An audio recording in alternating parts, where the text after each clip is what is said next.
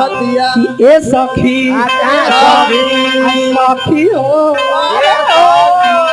ये सखी हमारी 1 महीना शादी भइल वो लड़का से ना तो भैंसा से बनी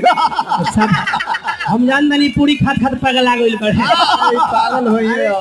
औरतिया कहती है कि ये सखी 1 महीना भइल ससुरा से होइला हां ओई देखो ना बाप रे बाप हमर पोलमु हमर रोजू आई माई रे माई इतना माने ले मंजे बाबू तुम साइड हो जा लड़कियां कहतिया कि हम तो तोरे गइनी हो अरे सुनर पर कोई हो